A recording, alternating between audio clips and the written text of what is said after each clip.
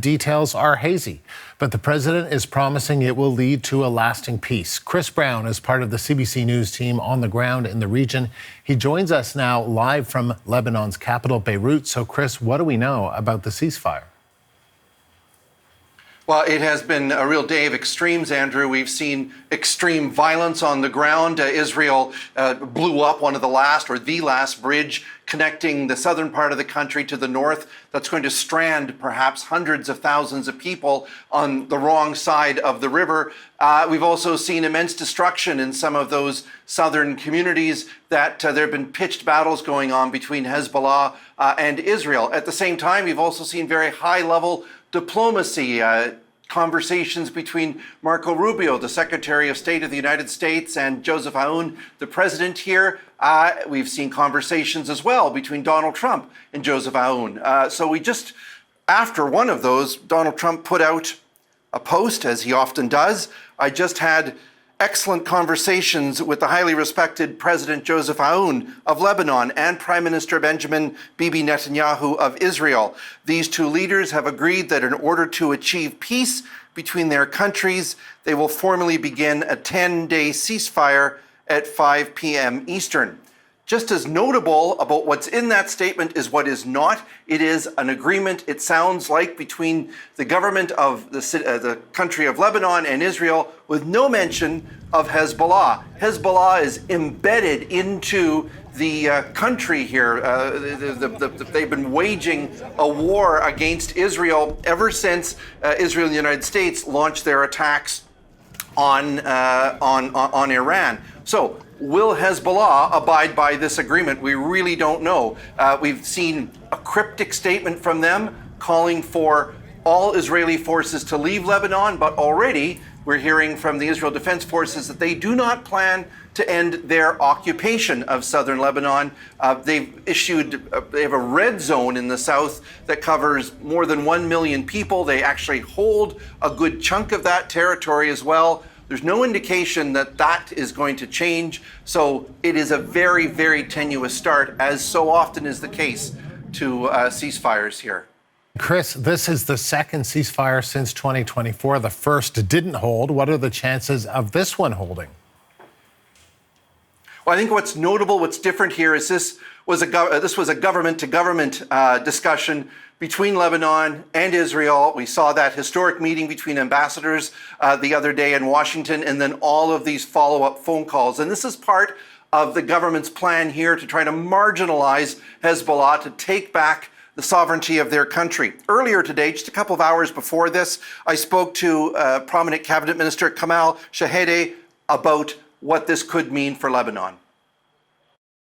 The strategy is very clear. The strategy now is to give it an opportunity for Hezbollah to deliver its weapons to the government and to recognize that Hezbollah is not only unable to protect the community it claims to protect, nor the south of Lebanon, but that in fact it's doing quite the opposite. It is causing damage and destruction. I recognize that this is a tall order. Lebanon's government feels it's much stronger now than what it was in 2024, that it's in a much better position, having conducted these negotiations, to try to push forward the whole question of disarming Hezbollah. Also, there's a lot of resistance, a lot of resentment, much more resentment internally in Lebanon to Hezbollah. Many people blame the militant group for dragging them back into war. So the hope, at least as you heard from the cabinet minister, is that will help delegitimize Hezbollah and at least give peace this time a better chance. Chris, thank you. That is the CBC's Chris Brown live in Beirut. Now, the ceasefire was announced in typically Trumpian fashion on social media. It comes as the U.S. president is facing growing pressure domestically to end the war in Iran and sinking polls. The CBC's Katie Nicholson joins us live from the U.S. Capitol. And Katie, what does this mean for the president and the administration? Well, at first blush, this would appear to be good news. They are trying to nudge things along, find an off-ramp to this conflict. As you say, there is increasing pressure at home, the price of gas being one of those pressure points here on the administration. Americans very angry about how this has spiked energy prices, but also just the sort of concept of Americans being involved in a long and sort of foreign entanglement, not playing well with potential voters. The midterms, of course, coming up in the fall. At play, the Senate potentially and the House.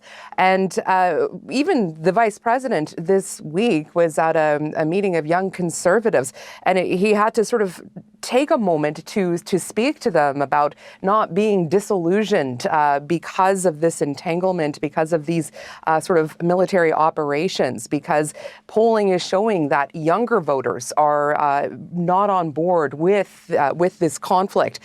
So well, let's just put that aside for a second. And I think it's actually important to take a look at what the president actually said here in sort of these posts announcing this 10-day ceasefire potentially between Israel and Lebanon, which is supposedly to begin at 5 Eastern. So this is just a little bit of what Donald Trump posted here. He said, "I had an excellent conversation with the highly respected President Joseph Aoun of Lebanon and Prime Minister Bibi Netanyahu of Israel. Those two leaders have agreed that in order to achieve peace between their countries, they will formally begin this 10-day ceasefire at 5 p.m. Eastern." And he points out that the two countries met for the first time in 34 years in Washington earlier this week. And that was with, obviously, the Secretary of State, Marco Rubio, J.D. Vance, who played a role in some of the talks last weekend that didn't really go anywhere. All of these people, including the chairman of the Joint Chiefs of Staff, Dan Raisin Kane, to work together with Israel and Lebanon to achieve lasting peace. Now, here's the thing. He followed up with a second post announcing what would be another historic meeting. So Trump writes, "In addition to the statement just issued, I will be inviting the Prime Minister of Israel, Bibi Netanyahu, and the President of Lebanon, Joseph Aoun, to the White House for the first meaningful talks between Israel and Lebanon since 1983, a very long time ago. Both sides want to see peace. I will believe that will happen quickly." Of course, you could say potentially the president is wish casting here. He has signaled multiple times throughout this conflict that peace is imminent or that it's about to wrap up. And it's also important to note that this announcement comes after another day or even just hours ago, heavy strikes between Israel and Hezbollah, the Iranian-backed militia group that's embedded, of course, in Lebanon. Lebanese officials saying that the south of the country has entirely now been cut off after an Israeli strike on a key bridge. So we know that Hezbollah was not at the table at that high-level meeting in Washington earlier this week. And there's a lot nebulous here. We don't know a lot, Andrew, about what role Hezbollah is going to play in these talks. Earlier this week, they had said that they wouldn't abide by any agreement struck between Lebanon and Israel. So still lots to be ironed out here in the details and how meaningful these talks can be. But certainly you could read this as as positive news, a positive sign if this ceasefire comes to be. And Katie, all this comes as the U.S. continues its blockade of the Strait of Hormuz. What's the latest on that? Yeah, we learned a little bit more about the blockade, which, of course, kicked in Monday after the talks failed over the weekend. Got to see some of the schematics and the strategy around it. U.S. resolute that they've been able to turn ships heading from Iran around. Pentagon Chief Pete Hegseth today saying if Iran doesn't choose wisely, the U.S. is armed and ready to resume strikes. Here's a little bit of what Pete Hegseth had to say. For as long as it takes, we will maintain this blockade, successful blockade. But if Iran chooses poorly, then they will have a blockade and bombs dropping on infrastructure, power, and energy. And at the same time, Treasury Secretary Scott Bessent and our friends over at Treasury are launching Operation Economic Fury as well, maximizing economic pressure across the entirety of the government. Now, Dan Kane, chairman of the Joint Chiefs, also addressed some of the complexities of this blockade because of the sheer congestion of traffic that's been stuck in and around the area. He likened it to driving a sports car through a supermarket parking lot on a payday weekend, and there's children everywhere. Just sort of speaking to just how much traffic has built up there over the past nearly 50 days. Here's Dan Kane. Let me be clear. This blockade applies to all ships, regardless of nationality, heading into or from Iranian ports. The U.S. action is a blockade of Iran's ports and coastline, not a blockade of the Strait of Hormuz. Enforcement will occur inside Iran's territorial seas and in international waters.